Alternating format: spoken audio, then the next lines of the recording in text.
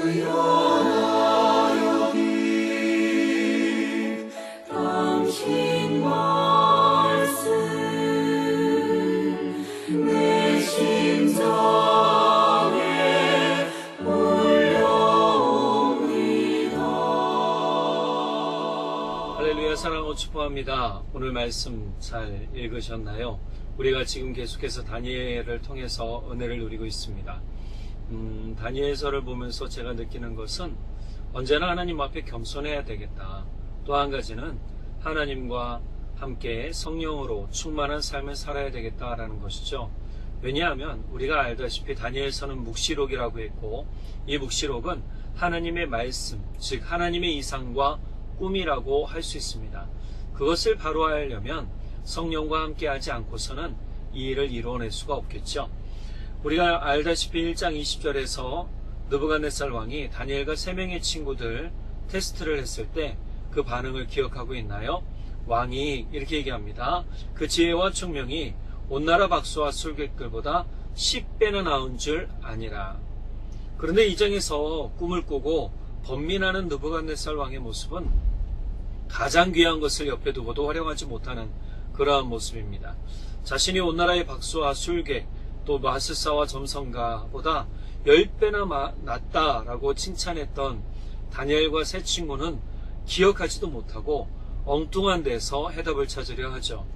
느부갓네살 왕은 온 땅의 마술사, 주술사, 점쟁이, 또 점성술사 등 자칭 바벨론의 최고 지혜자라는 사람들을 부르지만 아무 소용이 없습니다. 이유는 너무 간단하죠. 느부갓네살 왕이 꾸었던 꿈은 하나님이 주신 꿈이었기 때문입니다. 사람의 뜻과 생각으로는 전혀 알 수 없는 오직 성령으로 충만한 사람만이 풀 수 있는 그러한 꿈이었죠. 하나님의 이상, 꿈은 하나님의 뜻과 계획이고 하나님의 일을 알리는 겁니다. 우리는 그것을 비전이라고도 합니다. 그러나 하나님을 믿지 않았던 느부갓네살 왕, 하나님이 알려주신 꿈이 도리어 두려움과 고민과 번민이 되어버렸죠. 고린도전서 1장 21절 하반절에 보면 현대인의 성경으로 이렇게 번역되어 있습니다. 하나님은 세상 사람들 그들의 지혜로는 자기를 알지 못하게 하시고, 우리말 성경으로 보니까요, 하나님의 지혜에 있어서는 세상이 자신의 지혜를 통해 하나님을 알 수 없으므로 세상 사람들의 지혜로는요 하나님을 알 수가 없답니다. 하나님을 파악할 수도 없다는 거죠. 즉 이 이야기는 간단하게 얘기하면 하나님의 꿈도 하나님의 이상도 사람의 지혜로는 파악할 수가 없다. 깊이 알 수가 없다라는 겁니다. 바벨론 온 땅의 지혜자들의 지혜로도 풀 수 없는 하나님의 꿈. 느부갓네살 왕의 실망은 이제 분노로 변하게 되고, 이 분노는 바벨론 온 땅에 있는 지혜자들을 다 죽이라는 그러한 명령으로 이어지게 되죠.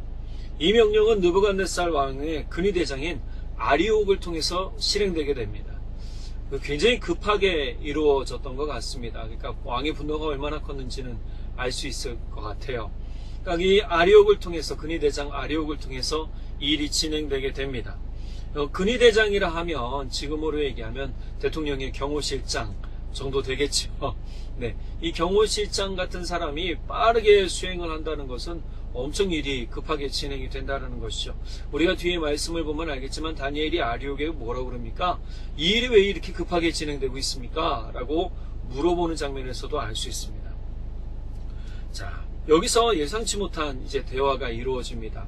어떤 대화냐면 아리옥이 다니엘을 만나면서 이루어진 대화입니다.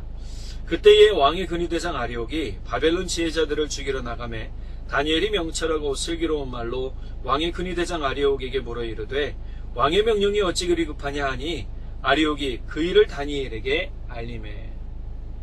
개역개정의 번역대로라면 다니엘의 말투로 보면 아리옥보다 높은 위치에 있는 사람 같아요. 꼭 반말로 하니까요. 그런데 다른 성경의 번역본을 보면요, 존댓말로 나옵니다. 그 당시에도 이제 이 다니엘의 위치나 또 지위적인 면으로 볼 때, 또 나이적인 면으로 볼 때 다니엘은 이제 10대 후반이 되었을 거란 말이에요. 아리옥은 그보다 나이가 많고 왕의 옆을 직접 지키는 사람이라면 엄청난 권력을 가지고 있던, 즉 우리가 잘 알고 있는 이집트의 바로 왕의 근위대장이었던 보디발처럼 굉장한 권력을 쥐고 있던 그러한 사람이었다라는 거죠. 우리 이런 사람한테 어떻게 반말을 하겠어요? 개역개정상에는 그냥 이렇게 번역이 되어 있지만 다른 번역본에는 존칭으로 나와 있습니다. 근데 이 이야기를 보면 중요한 것은 아리옥이 다니엘을 만났을 때 왕의 명령대로 다니엘을 바로 죽이지 않았다라는 거예요. 오히려 다니엘의 질문에 어떻게 된 일인지를 상세하게 알려줍니다. 이것으로 봐서 다니엘과 아리옥은 굉장히 친밀했던 관계로 볼 수 있을 것 같습니다. 어떻게 이러한 일이 가능할까요? 앞서 1장에서 환관장과 감독관의 마음을 얻었던 다니엘의 모습을 우리가 기억을 하죠. 굉장히 당돌하면서도 똑부러지는 성격이지만 그렇다고 해서 모난 성격은 아니었다는 겁니다. 왜 그러냐 하면 다니엘이 이 환관장과 감독관에게 부드러운 말로 했다라는 사실 우리가 기억을 하죠. 하나님께서 다니엘을 통해서 또 그들의 마음을 부드럽게도 해주셨습니다. 그래서 사람들의 마음을 얻을 수 있었죠. 그리고 다니엘이 사람들과 차별 없이 친분을 쌓는 일을 가볍게 여기지도 않았다라는 거예요. 우리는 때로 사람을 사귀는 일에 좀 차별을 두기도 합니다. 내가 이 사람과는 친해져도 될 것 같고 이 사람은 좀 나랑 안 맞는 것 같아서 친해지기가 좀 어려울 것 같아 라고 얘기를 하죠. 그런데 다니엘은 그러지 않았다라는 거죠. 왕국의 모든 사람과 다 친했다라는 겁니다. 이미 이런 일을 이제 알고 있었겠죠. 다 들어서 알고 있지만 조금 더 구체적인 상황에 대해서는 모를 수 있으니까 아리옥에게 근위대장 아리옥에게 물어봤을 겁니다. 사실 이러한 친분을 쌓는 일이 얼마나 중요한지는 우리가 이미 창세기 39장에 나오는 요셉과 보디발 또 요셉과 간수장의 이야기를 통해서 잘 알고 있죠. 요셉이 보디발의 집에서 얼마나 충실하게 일을 잘했는지 성실하게 일을 잘했는지 또 말도 얼마나 잘 들었는지 집의 총무로 가정 총무로 보디발이 요셉을 이렇게 세우게 됩니다. 자, 이런 일들 하나님께서 그래서 어떻게 해요? 그 집에 복을 부어주셨다라고 나오죠. 또 간수장과도 친해지게 되니까 어떤 일이 일어나요? 간수장에게 또 그곳에서도 여호와께서 요셉과 함께 하심이라 여호와께서 그를 범사에 형통케 하셨다라고 이제 39장 23절에는 나오고 있습니다.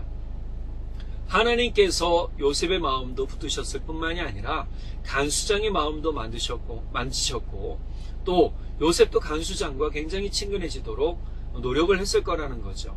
우리는 노력 없는 일이 저절로 이루어지지 않는다는 사실을 좀 기억해야 될 것 같습니다.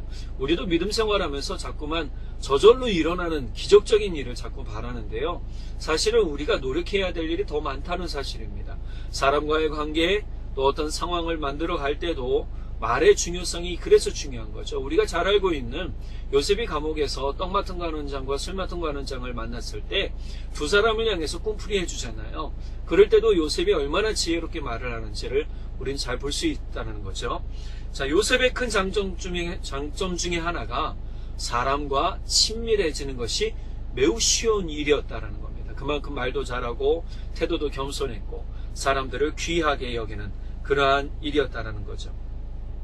이게 노예의 신분이라고 그냥 자기 자신을 비하하면서 평생을 살았다면 그런 일이 일어나지 않았을 거예요. 근데 우리가 말씀을 알다시피 요셉이 하나님을 늘 바라보고 있었잖아요.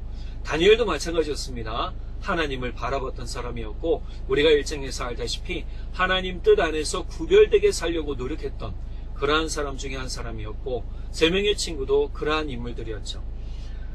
14장 하반절에 보면 다니엘이 명철하고 슬기로운 말로라고 얘기하는 부분을 보면 다니엘은 말을 굉장히 유순하게 했고 지혜롭게 했다라는 것을 알 수 있습니다. 세번역과 현대어 성경에 보면 슬기로운 말로, 지혜로운 말로 이렇게 나와요.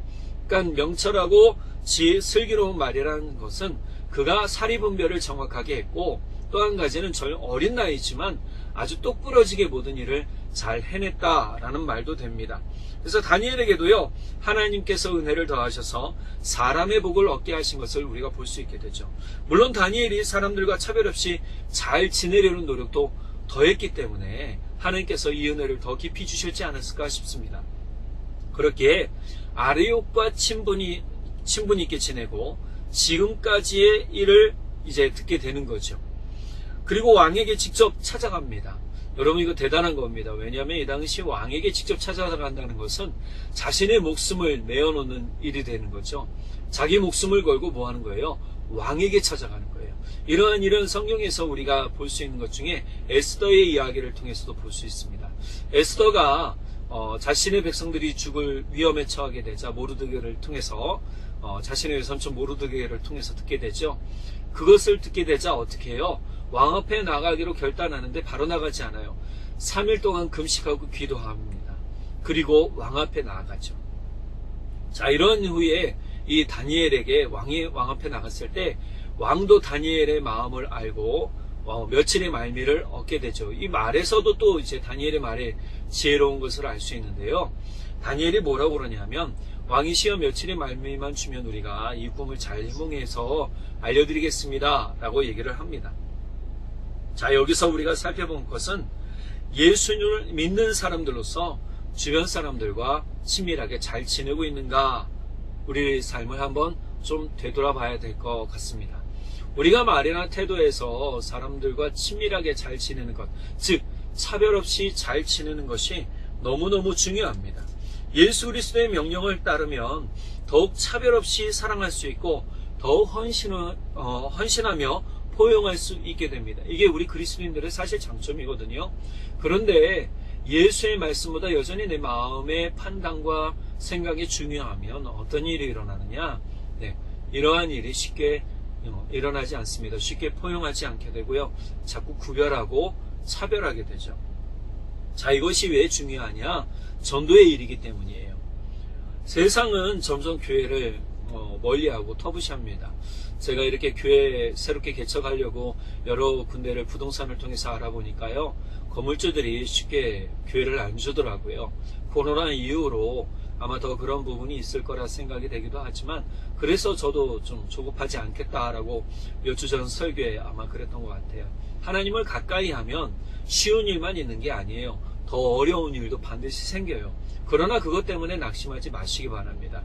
며칠 전에 하나님을 가까이 하는 것만으로도 상처를 받는 것처럼 얘기하시는 분을 만났어요.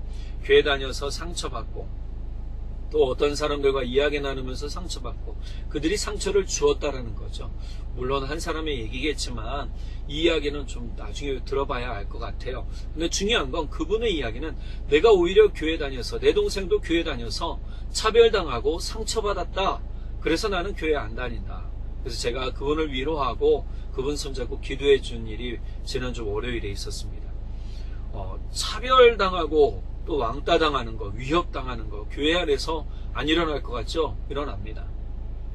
왜 이런 일이 일어납니까? 교회 안에 예수의 사랑이 없고 도리어 사람들 자신들의 권위나 자신들의 어떤 요즘 말로 하면 텃세 부리는 일들이 일어나기 때문이에요. 물론 사단의 계략과 계획도 있습니다. 사랑하는 것이 예수님의 명령임을 기억한다면 우리는 최선을 다해 차별 없이 사람을 사랑하는 삶의 태도를 가져야 한다는 사실입니다. 솔직히 저도 가끔은 극단적인 좀 성격을 띠기도 합니다. 저의 안에 내성적인 부분이 있어요. 그러다가 이제 의도치 않게 사람들에게 상처 줄 때도 아마 있었을 겁니다. 오늘 말씀을 보면서 저도 제 자신을 좀 돌아보게 되었습니다. 결국 저로 인해 상처를 받은 사람들이 있지는 않을지 좀 생각해 보게 되었죠. 전도서 7장 17절 18절 말씀을 보면 너는 지나치게 악하게 되지 말고 어리석은 자가 되지도 말라. 너의 때가 되기도 전에 죽을 이유가 무엇이냐.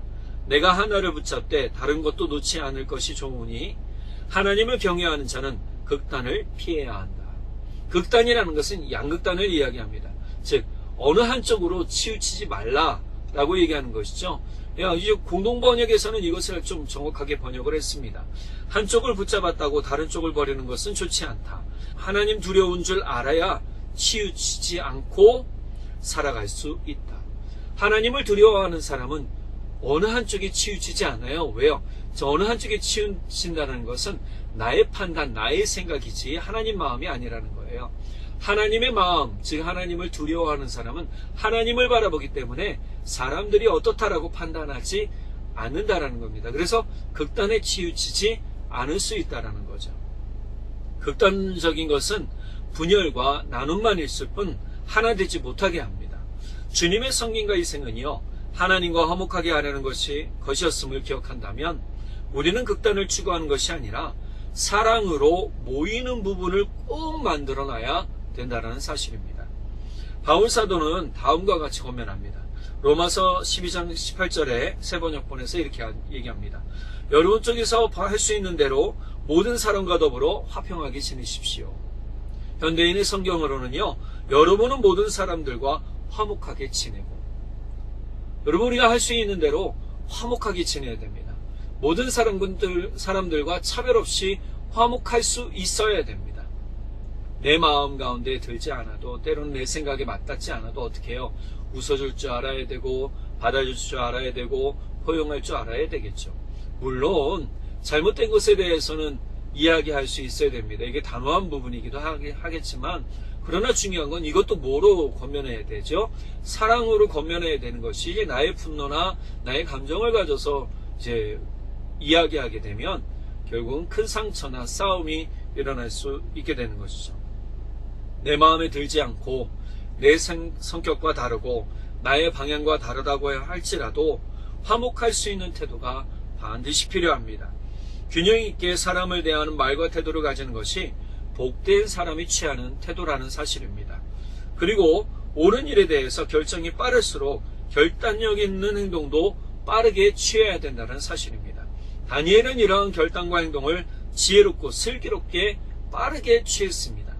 우리가 삶을 살면서 나의 유익이 사라질까 두려워서, 무서워서 주저하는 것들이 얼마나 많습니까? 그렇게 해야지 해놓고 하지 못할 때가 얼마나 많이 있는지 모릅니다. 저도 그래요. 제 안에 결단을 해야지 하라고 결단해놓고 하지 못할 때가 참 많아요. 그러면 남는 게 뭐죠? 후회밖에 없는 거죠. 아마 다니엘이 자기만 살겠다고 혼자 도망치고 그냥 사라졌다면 이런 놀라운 일이 일어나지 않았을 겁니다. 그러나 다니엘은 어떻게 해요? 결단하고 왕 앞에 나아가기를 주저하지 않았죠. 한 달이 걸쳐서 내가 좀 나 자신을 보호하고자 한 달이 걸쳐서 아리옥을 통해서, 또는 내가 아는 신화를 통해서 할 수도 있잖아요. 그런데 급박한 일인데 이걸 거치다 보면 어떻게 해요? 이미 많은 사람들이 희생될 수도 있고 자기 친구들도 죽을 수도 있어요. 그러니까 다니엘은 직접 왕 앞에 나아갑니다. 굉장한 용기를 필요로 하는 것이죠. 자, 이러한 일들을 통해서 어떤 일이 일어납니까? 이러한 일들을 통해서 화목의 일들이 일어나기 시작하죠. 오늘 우리는 화목하는 것에 최선을 다해야 될 줄 믿습니다. 사람들과 잘 지내도록 우리 자신을 좀 내어줄 줄 알고요. 우리가 화목의 통로가 되는 은혜도 우리가 누리면서 살면 더욱 좋겠습니다. 두 번째 볼 것은요, 다니엘의 하나님을 향한 태도입니다. 이 하나님의 태도 중에 첫 번째는 다니엘이 먼저 하나님을 향해 기도했다라는 겁니다. 17절 18절에 보면 현대인의 성경으로 번역본을 볼게요. 그리고서 다니엘은 자기 집으로 돌아가 자기 친구 하나냐와 미사엘과 아사랴에게 그 일을 설명하고, 그들이 바벨론에 있는 다른 박사들과 함께 죽임을 당하지 않도록 하늘의 하나님께 자비를 구하고 이 비밀을 알게 해달라고 기도하자고 하였다. 자, 다니엘은 이제 친구들을 자기 집으로 돌아가서 세 명의 친구를 만나고 부르죠. 자, 불러서 만난 다음에 뭐 했어요? 이러한 일이 있다. 자, 그러니 우리 도망치자라고 얘기하지 않았어요. 뭐라고 얘기하냐면 기도하자. 우리 함께 기도하자. 많은 사람들이 살도록 뭐예요? 기도하자. 다니엘에게는 참 좋은 친구 3명이 항상 함께 있었던 게 감사한 일이죠. 하냐냐, 미사엘, 아사랴, 다니엘 이 3명의 친구와 함께 기도를 이제 시작을 하게 됩니다. 저는 이것이 참 부럽기도 합니다. 함께 공동으로 함께 목적을 두고 한 마음으로 기도할 수 있는 것, 얼마나 큰 기쁨이고 얼마나 큰 힘이고 얼마나 큰 위로가 되겠습니까? 저는 이 영상을 보고 이 말씀을 듣고 우리 듣는 모든 분들이 그러한 분들이 되기를 간절히 바랍니다. 말을 전하는 분들이 아니라 도리어 침묵하며 같이 기도해 주는 사람들이 되기를 간절히 바랍니다.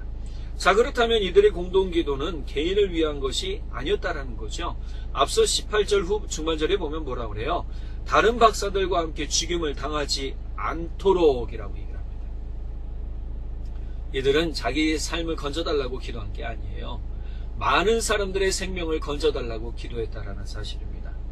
그런데 여기에서 또 이제 19절 이후로 보면 이 기도가 어떤 일로 일어납니까? 하나님께서 비밀을 알게 해달라고 사실은 기도도 했고 목숨을 건지도록 기도, 두 가지로 기도를 한 것이죠.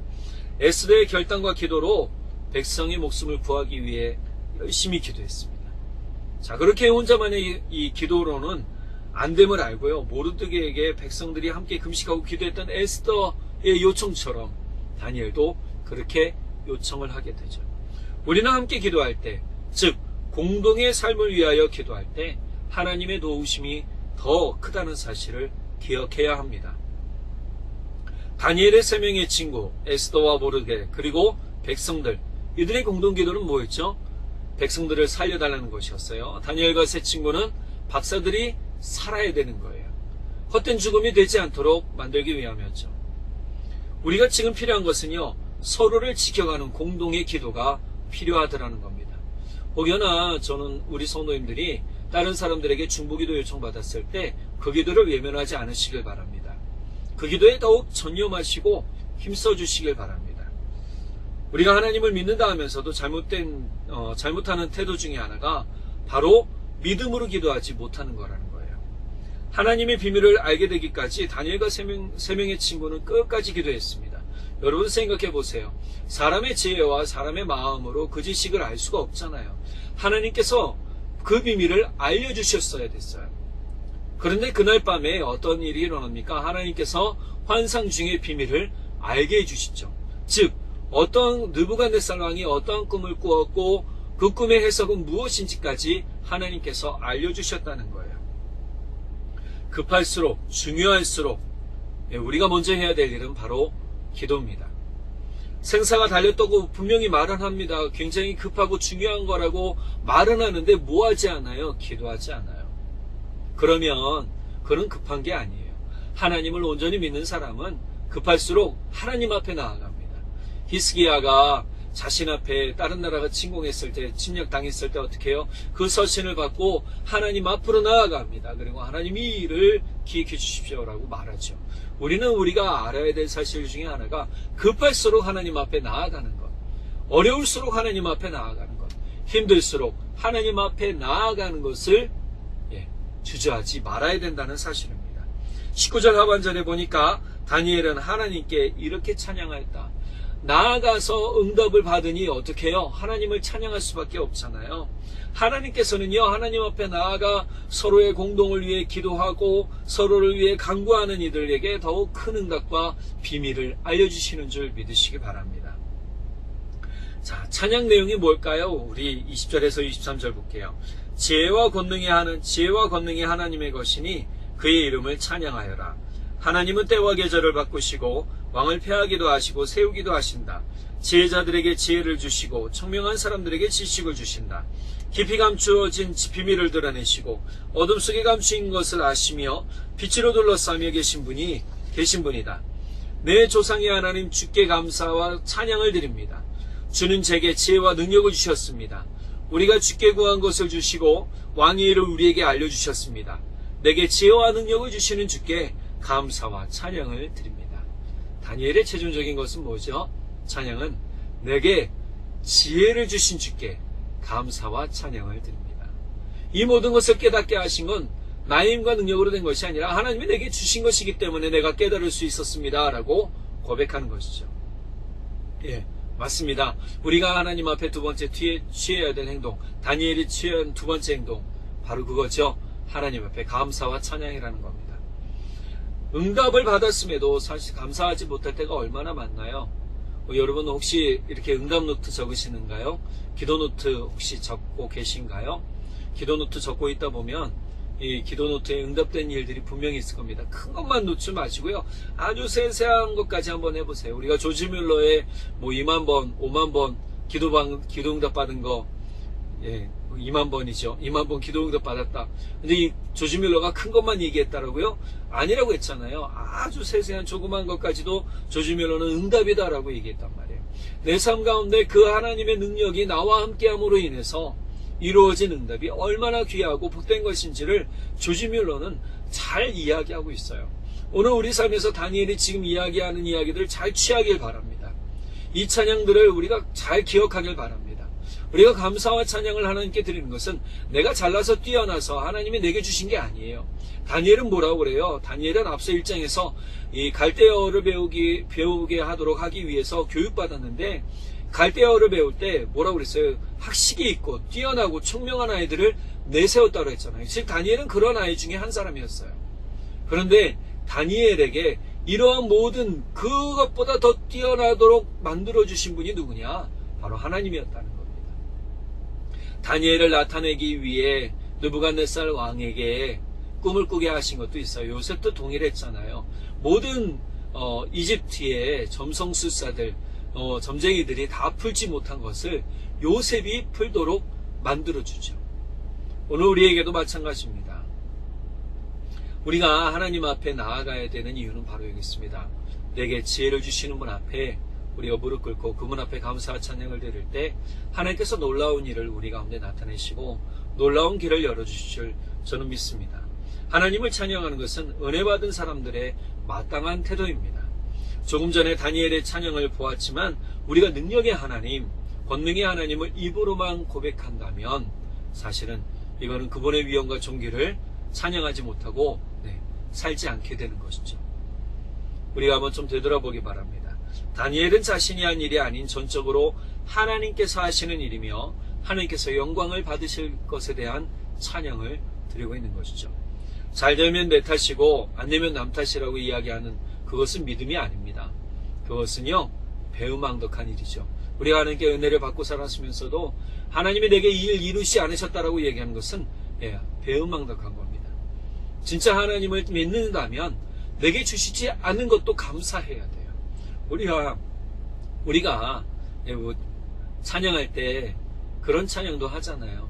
내게 주시지 않는 것도 감사하고 내가 어떠한 환경에 처할지라도 감사할 수 있는 것, 그것에 내가 찬양합니다라고 고백하는 것은 뭐죠? 진짜 그게 신앙이기 때문이에요. 진짜 그게 하나님을 믿는 태도이기 때문이에요.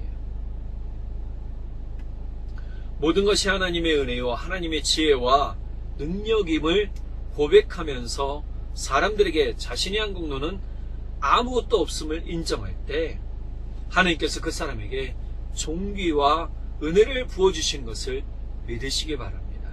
다니엘이 결국 어떻게 됐나요? 이 꿈을 다 풀이해주고 나서 우리가 이제 2장 끝만 보면 느부갓네살 왕이 다니엘을 한나라의 귀한 사람으로 세우죠.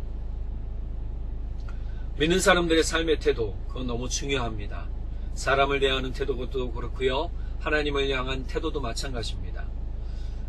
이 말과 태도를 통해서 우리는 그리스도의 사랑을 증거할 수도 있고 복음의 문을 닫아버릴 수도 있다라는 사실을 기억해야 됩니다.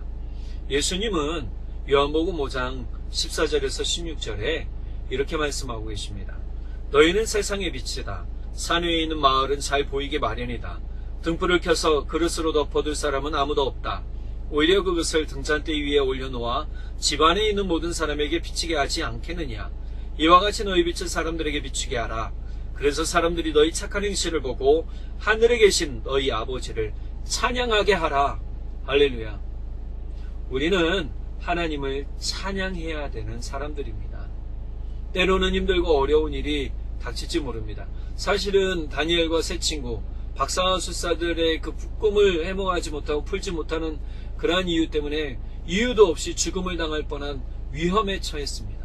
그러나 하나님 앞에 하나님께서 함께 하심을 믿고 용기 있고 결단력 있게 행동할 때, 또 부드러운 말과 슬기롭고 지혜로운 말로 사람들을 대하고 사람들을 차별 없이 포용할 때 그 모습으로 하나님이 은혜 부어주신 것이 얼마나 큰지를 깨닫게 되죠. 저는 종종 기도합니다. 저의 삶도 그렇고 저의 가정도 그렇고 우리 성도님들의 삶도 그렇고 하나님께서 만남의 복을 허락해 주시고 또 환경의 복도 허락해 주시고 모든 은혜의 복도 허락해 주시기를 저는 늘 기도하고 있습니다. 우리가 그냥 복을 이렇게 받기만 바랄 뿐이지 이 복이 어떻게 이루어지는지는 결국 내가 노력하는 것도 필요하다는 사실을 꼭 기억하기 바랍니다. 다니엘이 노력했던 이유가 바로 여기 있던 것이죠. 우리는 차별 없이 사랑할 줄 알아야 되고 차별 없이 헌신할 줄 알아야 되며 또한 주님께 영광 올려드리고 찬양 드릴 수 있는 또 주님을 신뢰함으로 기도할 수 있는 그러한 삶이 되기를 예수님의 이름으로 축복합니다. 그럴 때 주님께서 반드시 우리 성도들의 삶에 복의 문을 열어주실 줄 믿습니다. 기도하겠습니다. 사랑의 하나님 아버지 참 감사합니다. 우리 삶 가운데 하나님이 놀랍게 일을 하시고 놀랍게 복을 더하시는 줄 믿습니다. 주를 믿고 신뢰하는 이에게 주께서 기름을 부으시며 주께서 환경과 사람의 복을 더하시고 은혜의 복을 더하실 줄 믿습니다. 특별히 우리가 노력해야 될 부분에 대해서 게을르지 않게 성령 하나님 깨우쳐 주옵소서. 사람을 사랑하는 일에 부지런하게 하시며 사람을 섬기고 주님 앞에 헌신하는 일에 우리가 부지런할 수 있도록 주님 우리가 결단하고 용기 있게 나갈 수 있도록 은혜 더하여 주시고 말씀으로 격려하여 주옵소서. 또한 옳은 일을 향해서 우리가 주저하지 말게 하시며 사람을 살리는 일에 우리가 헌신할 수 있도록 주님 우리에게 지혜와 은혜를 더하여 주옵소서. 그것을 통하여 이 일을 행하는 우리 성도님들에게 놀라운 복과 은혜를 더하시고 주님의 기쁘심을 부어 주옵소서. 믿고 감사드리며 우리 주님 예수 그리스도의 이름으로 기도드렸습니다. 아멘. 다음 주 수요일 날 또 만나도록 하겠습니다. 사랑하고 축복합니다.